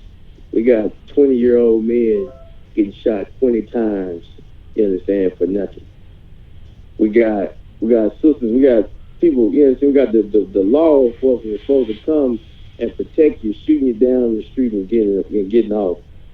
You understand? Right. Mothers are dying. A sister told me today, Officer One Yalla, she was talking to this other brother, and she said, I don't understand, because she's saying a black girl with, you know what I'm saying, so-called black girl with a so-called white man. Right. She's like, I don't understand why all these, she said, there's a lot of sisters now getting, all you see is white guys. They're getting all these white guys. And she was like, oh, I guess because they treat them right. And I told her, so I said, no, I ain't because they treat them right. It's because the majority of the youth, young black men, are getting killed down the street by police officers before the age of 15. Young black men are getting incarcerated in the penitentiary before the age of 18. That's right. Young blacks becoming homosexual, you understand, and choosing their own gender instead of choosing the gender that the Lord told them to do. Right. You understand? Before they even become adults. That's before right. they even learn what the vagina is. So for you to make this statement, the reason why these sisters are choosing white men is because they don't have the choices at all. Because the choice that they chose was to choose the oppressor's ways, and the oppressor made it to where they had only one choice. You understand? The UPK is a refuge, you understand, for all blacks, Hispanics, and Native Americans who don't have a household, who don't have a father, who don't have a husband, you understand, who don't have a sister or a mother or brother. This is a place where you can come and get fixed and learn who you are and learn that you are important in life. That's right. This is where the Lord loves you, man. You understand? That was the one, y'all. The what? Oh yeah, yonder boy. Like, listen, listen. It's the ISUPK is the only game in town. The difference about that statement is ISUPK ain't no game. All right. Meaning you're out there playing a game, right?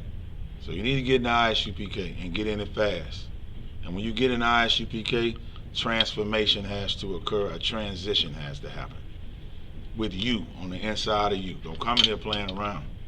I'm telling you, don't come in here playing with the Lord. All right? And that's what stirs a lot of people over, because Christianity allows you to play, right? Allows you to joke and fun and laugh and oops, made a mistake. Oops, made another mistake. Oops, made two mistakes. All right? And the Lord is not somebody who's just gonna keep winking at your sin over and over again. Right? He's gonna tear down. And when he tear down, guess what's gonna happen? Good night, the party's over. So now we're going into the first story for the night. A family seeks answers after the police kill a Texas woman in her home. Yes, indeed, y'all. Killed the mother in her home. Okay? Killed the Texas woman in her home once again. There is no justice for our people, man. Stop looking for it. The only justice we gonna get is by following the Lord. So let's get into it. All right. Forgiveness this time. It says no forgiveness for this one. Outrage builds over police shooting a Fort Worth woman. Shot the woman in her home. Okay. This right here is a story, man. A white police officer, yes, a white police officer, who killed a black woman inside a Texas home while responding to a neighbor's call about an open front door. Didn't have time to perceive a threat before he opened fire, an attorney for the woman's family said. You don't hear the officer shout, "Gun, gun, gun," Attorney Lee Merritt said after viewing video that was taken from the Fort Worth officer's body cam during Saturday's shooting of I hope I get it right. I think it's I don't know what it is. I'm trying to get it, y'all. Y'all bear with me. Atania, okay. Her name was Miss Jefferson. All right, that's her last name. All right, she's 28 years old. Now the quote goes on to say, he didn't have time to perceive a threat, and that's murder. He didn't even worry about it, y'all. That's what it is. Her family told KXAS television that Jefferson was watching her 8-year-old nephew when she was killed early Saturday morning. All right. The Fort Worth Police Department said in a statement that officers saw someone near a window inside the home, and that one of them drew his duty weapon and fired after perceiving a threat. The video released by the police shows 2 officers searching the home from the outside with flashlights before one shouts, "Put your hands up, show me your hands." One shot then fired through a window. Quote, "It's another one of those situations where the people that are supposed to protect us are actually not here to protect us," said Jefferson's sister, Amber Carr. Quote, go ahead.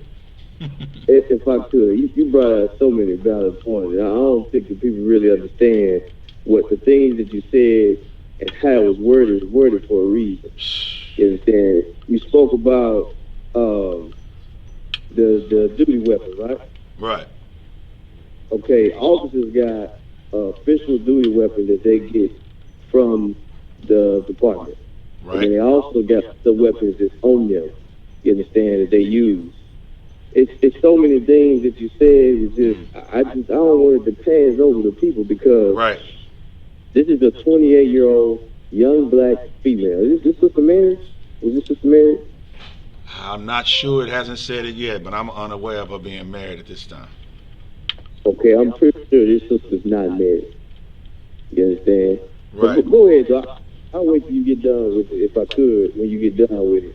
Because it's heavy what you're saying. Right. It is. I don't think they really realize what's going on. Okay, no doubt. All right, so now it goes in. It says, you know, you want to see justice, but justice don't bring my sister back, Carr said.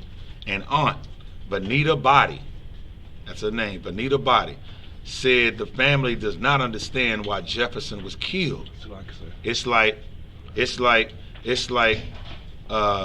from the moment we got the call, it's been more and more inconceivable and more confusing. And there has nothing been done in order to take away that confusion, Body said. Police Lieutenant Brandon O'Neill said Sunday that the officer, who's been on the force since April 2018, is on administrative leave pending the outcome of an investigation and will be interviewed about the fatal shooting on Monday. His name was not released. Okay. Now, at a brief news conference, at police headquarters, O'Neill confirmed that the officer did not announce he was police before he fired the fatal shot, and that his failure to do so is part of the department's investigation. Okay. Now, O'Neal also confirmed that Jefferson's 8-year-old nephew was in the room with Jefferson when she was shot. He said representatives of the police department have spoken with the woman's family and shared our serious and heartfelt concerns for this unspeakable loss.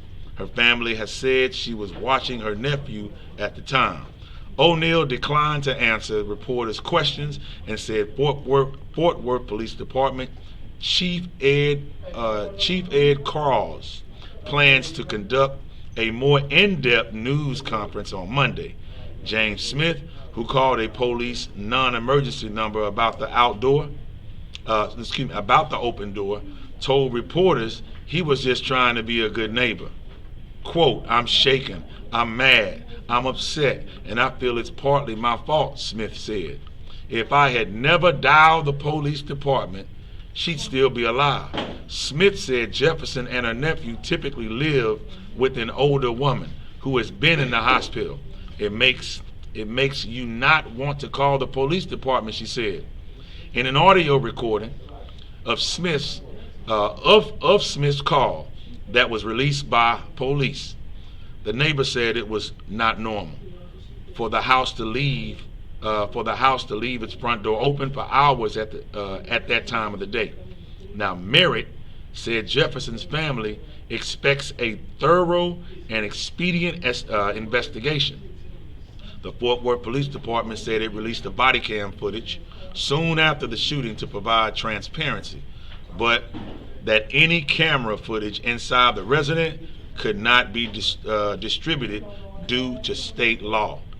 However, the body cam video released to media included blurred steel frames showing a gun inside a bedroom at the home. It's unclear if the firearm was found near the woman, and police have not said that the officer who shot her thought she had a gun.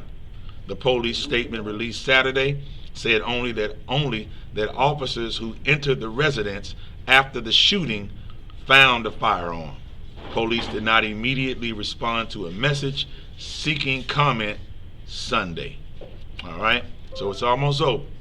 The killings, Democratic presidential candidate, is this it?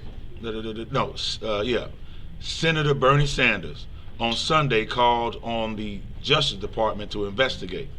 The killings of unarmed black Americans have got to end, Sanders tweeted. Okay, Jefferson should be alive, he said. The shooting comes less than 2 weeks, y'all, 2 weeks after a white former Dallas police officer was sentenced to 10 years in prison after being convicted of murder in the fatal shooting of her black neighbor inside his own apartment. Amber Geiger, 31 years old, said during her trial that mistook Botham Jean's department of her own. She thought it was her own, which was one floor below Jean's. Merritt also represents Jean's family, right? So the story has been corrected to reflect that the initial police statement said officers found a firearm after the shooting. All right, so they steady pushing that. So, Officer Tazadaki, go in. Okay, they talked about the dang body cam and how it was blurred. Before the end, I don't know, brothers and sisters know, but before the end of your shift, as being an officer, you turn in today's time you got body cams. Right. But you also have the cam that go to your vehicle. You turn all those in to your sergeant. Right. When you shoot somebody on the scene, first thing they do is they call the supervisor or the sergeant on duty. He get in touch with the lieutenant, and they go and check and make sure you're okay. You understand? And really walk you through everything you need to know so you won't get in trouble. Man. And they basically clean up everything that would go wrong. This is an automatic thing that happens. You understand? Like, what people gotta understand is that the police department is not here to help Black, Hispanic, and Native Americans. Oh, man. Let alone the regular criminals. You like a big threat to them. You understand? Right. And they want to make sure that the public. They want to make sure that they show the public that you were a threat. This sister had a bachelor's degree in biology, right? And she worked in pharmaceutical sales. That's right. And she left and went and helped her mother. You understand? She had 3 siblings. She went and helped them. This is a stand-up citizen in America. This is a sister that everybody wants to be. This is somebody that anybody would admire. You understand? That's why I brought out earlier about people going to college and getting a degree and working in corporate world. You still a threat. You're still an enemy, you understand, to the Lord's enemy. Like, just because you doing what America do and you think you got a great life, don't mean that you love, you understand, by the other nation. That's the other nation hates you. You understand? They knew who stayed at their house. They knew when they was calling and saying who was there, how many people were supposed to be there and all of that. You understand? Even the neighbor gave them information. So him going in there, him or whoever went in their house, the officer that went in the house, like it. The officer that went in the house knew all the information that they needed to know, you understand, before they entered the house. That officer had on that mind that they wasn't going to die, but they was going to kill somebody. That was their plan when they went in there. You understand? The same thing that happened, 3 weeks before, is the same thing that happened today. Same thing that happened that day. You understand? They went in there to kill, man.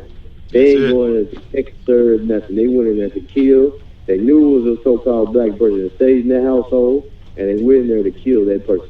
Right. It was a perfect opportunity for them to kill. I'll never forget.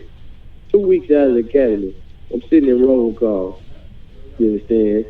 And the devils come in there with their tasers, and the lieutenant going over, the LT going over what's required of the day and certain stats and stuff like that. And they so gun-ho and so riled up about getting out on the street and whooping somebody's ass. I like it for my language, you understand? And they in there just popping the tasers over and over and over. And I asked myself, what the hell is wrong with them? Right. And the thing was, the so-called white man who is the Lord's children oppressor, he loves to kill, man. That's what he thrives and lives for, is to kill. They went in there to kill that sister, man. That tape that they had, when they turned it in, when the sergeant got it, he said, you know what he told this officer? He said, I'm finna help you, but you gonna owe me. You understand? And they went in there and they deleted things that didn't need to be seen. Right. They deleted things and they planted things in that house. Officers ride around with guns and drugs in the back of their truck. Right. In the back of their, just to plan on brothers and sisters. I'm telling you what I know. You understand?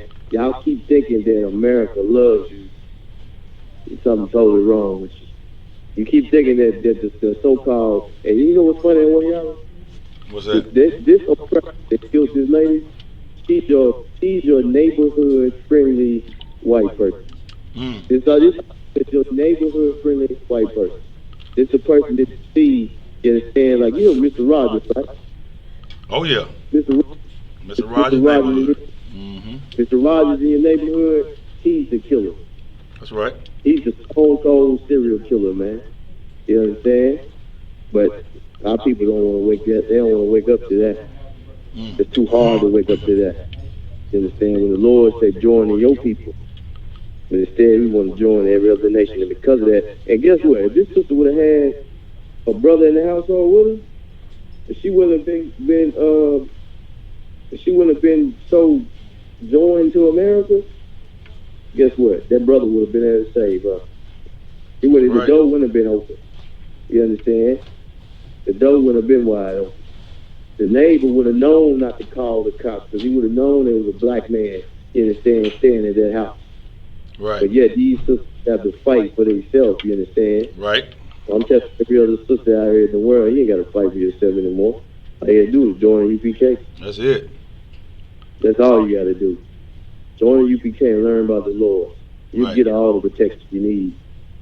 You understand? That's heavy though, y'all. They done deleted Sam's body cam tape You understand? And blur some things out. So then the court gonna take it because it's X amount of minutes on there. That's all they need is X amount of minutes. Right. All they need is from 2 to 3 minutes, and then that's good. You know what I'm saying? They ain't gonna say it's dismissible in court. Right. And all they can say is this is a normal thing that happens to the camera. Dysfunctional with the camera. And listen, if I may, like, that's what's so heavy, because what we were talking about earlier before the call when we went over the story, it's like they're gonna do their own internal investigation. What is that? Oh yes, sir. What is that? Which means nothing's gonna happen. That's what that means. That's right. You understand? The internal investigation is how can we articulate these things to where it won't affect the department. It won't affect this officer, this great stand-up officer that got over 29 arrests, 29 felony arrests. You understand? They're gonna make this person look great in the court of law. They're gonna say, well, you know, he made a mistake. Yeah. And guess what? This needs to also go to sisters, because they feel like, oh, they shooting down our black men. Oh, you know what I'm saying? They shot Eric Logan, you know what I'm saying, down in the street, you know? They shoot, because Eric Logan was killed by the South Bend police in Indiana. You feel what I'm saying? Back in June. You know what I'm saying? We went over that. And Jamarion Robinson, he was 26. Larry Jackson. Yep, Larry Jackson, right? Gregory Hill Jr., right? Victor White. All these people. Yep, and of course we can go to the Tamir Rice. Those are the most prominent ones, Tamir Rice, now the Botham Jean, the Michael Browns, the Alton Sterling, the what is it, Fidel? What is it? Right. You see what I'm saying? Philando Castile, But you got Willie McCoy. Like, you got a lot of brothers that don't get mentioned, man. You know what I'm saying? A lot of brothers that don't get mentioned, that need to get mentioned, and it would just be too many for the show. You see what I'm saying? It would just be too much for the show. So, you know what I'm saying? So about 10 minutes. Okay, so it would just be too much for the show. We just don't have enough time in this segment, which is a damn shame. See what I'm saying? We don't have enough time to mention the 30-some odd million blacks that are shot daily, and it is now the sisters. See, it's a wake-up call for our sisters. Saying they want the brothers to be in jail, as well as our sisters to be in jail. They want our brothers dead. They want our sisters in jail. Excuse me, they want our sisters dead as well, right? So you're not saved because you're a woman, and you got a good job, and you're a medical student, and you work at a pharmaceutical company, right? And you make pretty good money. No, there's a perpetual hatred against us. All right. So now let's move on. That's enough of that. That's a shame, man. But we will follow that story, and we'll keep you all updated and keep you posted up on that story as well. All right. So I'm gonna get into this last story, y'all. Boy, here we go again. Okay. Guess who's latest in the news, y'all? Oh, your boy Kanye West. Okay. Kanye West is again claiming something else, something new this time. Kanye West wants to be, or says he is, because you can say anything when it comes to this particular topic. But Kanye West is saying that he is a Christian. Okay? He's saying that he's a Christian. You know what I'm saying? Got the little halo. He got the little halo over his head, and he's, holy art thou now, and he's changed his life, right? Okay, well, look, we know that's a lie. The children of Israel, we know that's a lie, because if you was changed, you wouldn't be in a Christian church if you was woke up to the truth of what the Bible says, all right? So now we're going to go through this real fast, not going to waste a lot of time, on this idiot, but we are going to cover it a little bit, right? So the topic is why Christians reject Kanye West's Jesus is King Sunday service. All right. So Kanye West may have come to Jesus, but some Christians aren't buying the born again Yeezus. He done spell his clown done spell Jesus Yeezus, right? He goes, on the eve of Wes's new gospel album, Jesus is King, which is the title, which is expected to drop in one form or another this weekend following his latest Sunday service performance. The online Christian, say off the top of the docket, that's a new one. We got the online Israelites, you got them online Christians too, man.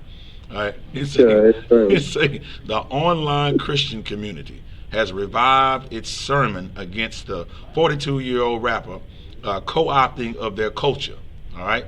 You hear this, right? They said the Christian people, white folks, talking about he just took their culture. Good night, man. This is.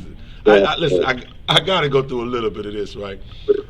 It's hundreds of hellfire haters are firing up the Twitterverse, but the controversy about Wes's invocation of religious imaginary is, religious imagery is his work, right? His work has been around since the early 2000s. Critic and self-proclaimed Christian Charlene Kalina of the Connecticut tells the Post. Kalina, 68 years old, right, says her faith is constantly mocked because of the strange and weird behavior of people like this man, right? He may be trying to understand Jesus in his own limited way. She say limited way, and we cannot judge another soul. The commercial real estate professional tells the Post. People who follow Christ sense something is not right with this whole scene, right?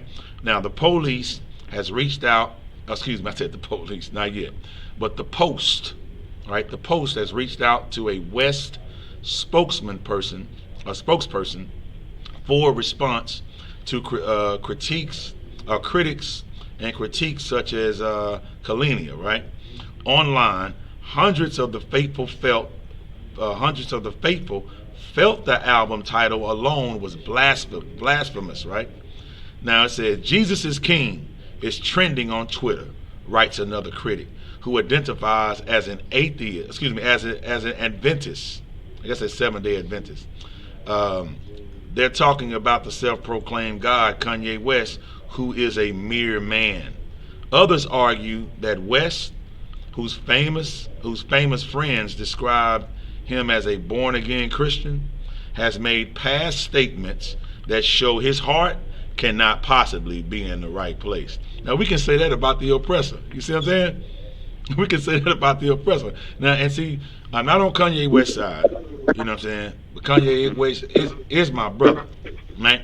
And little does Kanye West know, I'm not taking up for Kanye West. I'm taking up for all black men, all right, that are in the truth, right? Because this is what they say about us. You know what I'm saying? They talk about us the same way they talking about, in a sense now, the same way they talking about Kanye West, right? Because they'll hold us to everything that we've done in our life, right? But they don't want to be held accountable for any of the things that they've done, because our oppressors claim that they're in the right place and they know the Bible and they know what it says, and that's a lie. Now it says the way he talks about his women in his other recent albums, I'm skeptical, right? I'm skeptical. He knows I'm skeptic. So I'm skeptical he knows the Bible or knows the gospel, writes one Twitter critic. He says, I am much more willing to believe Chance the rapper is born again than Kanye, right? Because Chance the rapper is just effeminate as he can be, right? Now there's also a problem of inclusion, right? Kanye, now watch this. Who is he excluding? It says Kanye's Sunday service is an invite only, which is a big problem according to the premier Christianity magazine columnist Toby Arredain, right? A major issue with Kanye's Sunday services is that they appear to be exclusive clubs for the rich and famous. Oh, I thought he was going to say for blacks, Hispanics, and Native American Indians. That'll never happen, right? It says the average person can't visit. Instead, we're kept at arm's length, merely watching on screens. A church or any gathering led in Christ's name should be open to everyone. Yeah, you're right about a church gathering, but not the truth about what the Bible really says, right? It's open for everybody. Yeah. I says, Everybody. right? Yeah, it's open for everyone. Listen, and they claim to know the Bible. Now, Kanye's church also seems to be more of an ad campaign, all right, for his music and fashion brand. Aradine says he's employing a choir of people who are not only singing his songs but are all dressed up in his apparel. Right? I guess he's trying to sell his clothes. Is Christ really at the center of this gathering?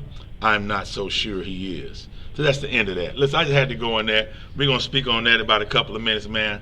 Then we're gonna get out of here. Like, listen, man. Listen, the gig is over.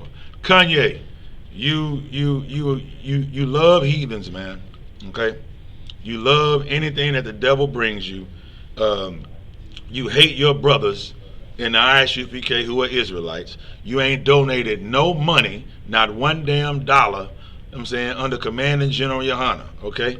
All right? You talking about you love Jesus. The way you're doing it is completely disrespectful to the Bible. You look like a damn idiot because the Bible is not even talking about loving everybody, and it's showing the hell ain't a special invite for the rich and the famous. The hell is you talking about, Kanye? See what I'm saying? That's why everything you touch gonna fall. And I'm telling you all, man, the scriptures say that the stars are gonna fall from heaven. It ain't talking about no damn stars and quasars and rocks and crap like that. It's talking about who you think that's on top, like Kanye West. Who you think that's on top, like Donald Trump. Or who you think that's on top, like a movie star, right? Some type of star, a Hollywood star, right? A big entertainer, a sports entertainer. All those people, them actors, all of them are going to fall, man.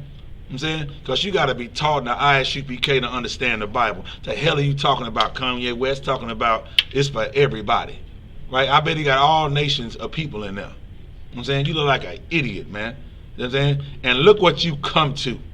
You come to loving a dog and doing a watered down version of Christianity, man. That's what you come to. You know what I'm saying? So guess what? You deserve that damn dog. That's what you deserve, man. You deserve her. You deserve what's coming to you, right?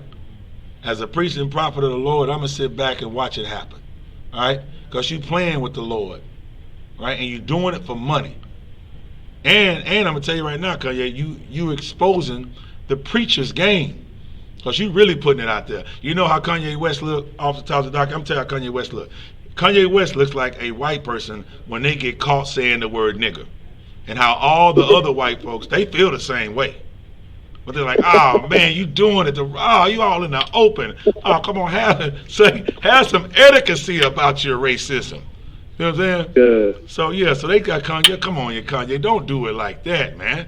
He doing an old watered down version, man. And guess what? It's watered down people and diluted people out there that's going to buy and give him the money and still give him the benefit of a doubt because it's Christianity. It's absolutely disgusting. Go ahead. I'm done talking. Go ahead. That's what he did. You know what I'm saying? He took another enterprise and made one. Oh, he already got the Bible. You know, he got a Bible every day. Oh man, say this dude doing gospel, playing pianos, man. Got everybody dressed like him. Listen, man, when I saw a quick video, I looked at it earlier. I was gonna pull it up. I ain't got time. I'm not gonna even promote the brother like that, man. Yeah. But listen, man, it looked like another form of. Let's say it look like GOCC or something like that, man. Say, man, when they see it in the Bible, when they say they was dressed in white apparel, this nigga go and get them some goddamn bed sheets and, you know what I'm saying, go to the Cloth World store and get all white cloth. Like, dumb. You know what I'm saying? Listen, man, when Christ return, he not looking for people dressed in white, okay? The KKK is not going to get in the kingdom of heaven, all right? He's not looking for you dressed in white robes, right? He looking for you to be righteous, man. For you to be clean. All purple. Right. Oh, definitely not no goddamn purple. You know what I'm saying? That'll never happen. All right? So listen, man, we finna get out of here, man. Listen, man. Again, we just ended up the South Region Cookout. It was off the chain, you know what I'm saying? It was off the hinges. It was off the Richter scale. You know what I'm saying? It was absolutely phenomenal. All right.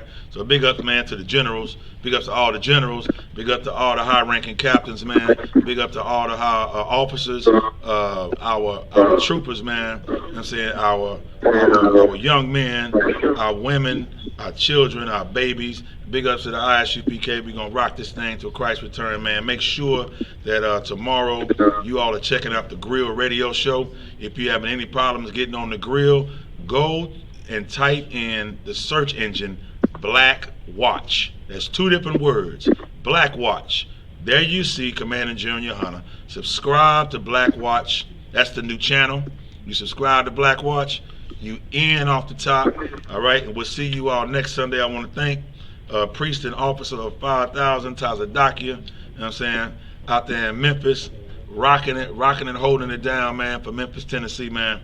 I'm saying big ups, man, my brother in this truth, man. I appreciate you rocking it out, man. If y'all missed the show, rewind to the beginning, all right? Y'all know what it is, man. Again, make sure you check out when you get up in the morning. You already know what it is, man. Let a Hebrew speak, man. General Hazayan, Captain Nakai, you know what I'm saying, my brother Officer Marabi in the building as well, man. Okay? Make sure you, after that, is Captain Azaniah and Officer Karam Ya'ala. All right? That is the Hidden Truth Reveal. Hidden Truth Reveal immediately follows Let a Hebrew Speak. All right? Don't forget our other ISUPK radio affiliates, my big brothers, Captain Tazariak, Captain Katazai, Cross the Line Radio, big ups. The brother came down here and rocked it out with Houston. And we got our brothers in Delaware with Rude in Speech, Officer Taziah 1, Officer Mataza Pa. We got up in Indianapolis, Take Ground Radio, Captain Kapash, Officer Nataza Pa, Officer Tarap. We got Angry Black Man Media with Captain Sakawar and Officer 5,000 Ariya, man. Don't miss these, man. And don't forget, out of California, man, The Inconvenient Truth, man. You understand? With Priest and Officer 5,000, Chazak Yad. Make sure you check that out. Again, man, tomorrow, don't forget Scripture Breakdown, General Mahaiman, 12 Shield General Mahaiman, man. Tomorrow evening, immediately followed by the Grill Radio Show. Go subscribe to Black Watch. Again, it's another episode, Boot Up and Shut Up Radio. Same time next Sunday, y'all. I'm Priest and Officer 5,000.